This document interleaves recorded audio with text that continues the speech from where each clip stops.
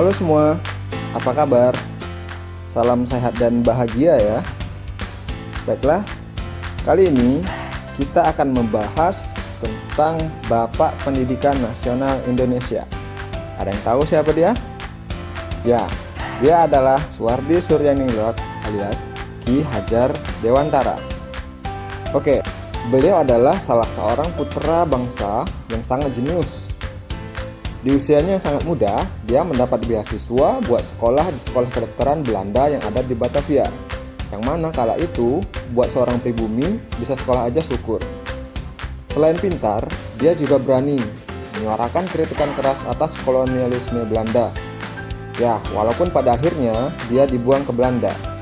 Namun bukan berarti ketika di Belanda, beliau hanya diam-diam saja. Di Belanda, beliau banyak membaca dan belajar secara mandiri. Salah satunya buku-buku karya Montessori dan lain-lain. Hasil pembelajarannya di sana dia rangkum dan dibawa ke Indonesia. Lalu hasil pemikiran beliau menjadi dasar-dasar pendidikan di Indonesia saat ini. Itu sekilas biografi tentang beliau. Masih banyak sih, namun jika diceritakan panjang lebar, tentu akan memakan durasi yang sangat banyak. Baik, langsung saja kita akan membahas pokok-pokok buah pemikiran beliau yang menjadi dasar-dasar dan pondasi pendidikan di Indonesia. Poin yang pertama adalah Trisula Pendidikan. Saya menyebutnya begitu. Yang pertama, Ing Ngarso Sung Tulodo, Ing Madyo Mangunkarso, dan Tut Wuri Handayani. Ing Ngarso Sung Tulodo maknanya seorang pendidik harus berada di depan, memberi contoh atau teladan. Ing Madyo Mangunkarso, di mana artinya seorang pendidik harus berada di tengah-tengah anak didiknya dan terus-menerus membangun semangat dan ide-ide mereka untuk berkarya. Lalu terakhir, Tut Wuri Handayani. Familiar kan dengan semboyan ini?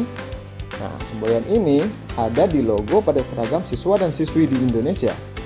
Tut Wuri Handayani artinya mendorong atau mengikuti dari belakang. Jadi, seorang pendidik itu berdiri di depan memberi teladan, di tengah membangun semangat, lalu di belakang memberikan dorongan. Dengan menerapkan 3 hal ini, niscaya seorang pendidik akan dapat memaksimalkan potensi anak didiknya.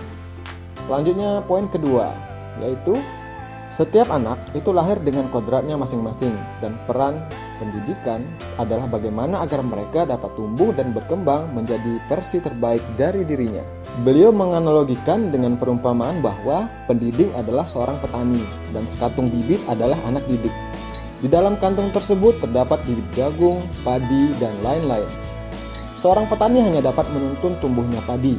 Ia dapat memperbaiki kondisi tanah, memberi pupuk dan air, membasmi hama, gulma yang sekiranya dapat mengganggu hidup tumbuh tanaman padi. Meskipun pertumbuhan tanaman padi dapat diperbaiki, namun ia tidak dapat mengganti kodrat iradanya padi. Padi adalah padi, ia tidak dapat tumbuh menjadi jagung. Dan lagi, ia tidak dapat memelihara tanaman padi sebagaimana ia memelihara tanaman jagung atau tanaman kedelai. Memang benar ia dapat memperbaiki keadaan padi yang ditanam. Bahkan ia dapat menghasilkan tanaman padi yang lebih besar daripada tanaman padi yang tidak dipelihara. Ya, begitulah pendidikan. Walau hanya dapat menuntun, akan tetapi faedahnya bagi hidup tumbuh anak-anak sangatlah besar. Poin yang ketiga, tujuan pendidikan. Kira-kira apa ya tujuan pendidikan? Apa untuk membuat pintar, dapat nilai bagus, atau sekedar mendapat ijazah untuk bekerja? Ya, menurut Ki Hajar Dewantara, tujuan pendidikan adalah memerdekakan manusia. Lalu, apa itu manusia merdeka? Menurut Ki Hajar, ada 2 poin utama. Yang pertama, selamat raganya, lalu bahagia jiwanya. Jika dipikir-pikir, itu kan hal yang kita cari dalam hidup. Kita ingin selamat, dan kita ingin hidup bahagia di dunia dan di akhirat. Menurut Ki Hajar, pendidikan harusnya memerdekakan manusia, menghasilkan manusia yang selamat dan bahagia. Poin keempat, Ki Hajar percaya bahwa pendidikan punya 3 peran penting. Yang pertama, memajukan dan menjaga diri, memelihara dan menjaga bangsa, lalu yang ketiga, memelihara dan menjaga dunia. Ki Hajar menyebutnya sebagai filosofi Tri Rahayu. Dia percaya semua hal itu terhubung dan berkontribusi pada suatu hal yang lebih besar. Kalau bahasa kerennya dalam bahasa Inggris, for greater good, untuk sesuatu yang lebih besar. Contoh sederhananya seperti ini. Jika seseorang berhasil menjadikan dirinya adalah orang-orang yang merdeka dan orang-orang yang bahagia, kiranya lingkungan sekitarnya akan lebih bahagia. Ayahnya akan bahagia, ibunya bahagia, adiknya bahagia, atau sanak saudaranya terdekat pasti akan lebih bahagia. Nah, jika di suatu daerah, keluarga-keluarganya adalah keluarga bahagia, orang-orangnya baik, daerahnya tentu akan maju. Lalu, kalau daerah-daerahnya maju, tentu negaranya akan maju. Semuanya terhubung, dan dimulai dari diri kita masing-masing. Memerdekakan satu orang adalah langkah awal memerdekakan satu keluarga. Memerdekakan satu keluarga adalah langkah awal memerdekakan satu daerah. Dan memerdekakan suatu daerah adalah langkah awal memajukan dan memerdekakan suatu bangsa.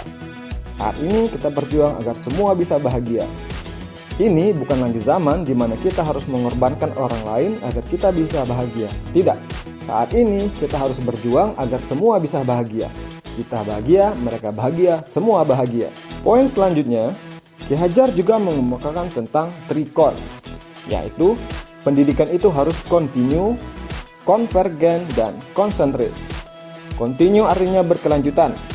Apa yang dicapai hari ini adalah hasil dari apa yang dipelajari dari masa lalu, sejak lahir hingga kemarin.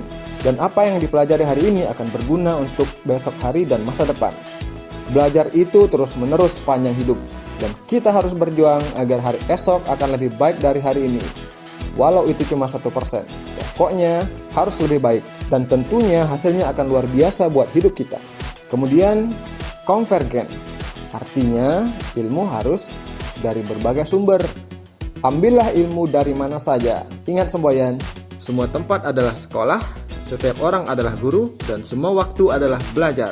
Namun, walau kita bisa belajar dari mana saja, ingat poin ketiganya yaitu konsentris. Belajar dari luar itu boleh, namun dengan identitas dan konteks yang ada di hidup kita masing-masing. Jangan melupakan jati diri kita sendiri.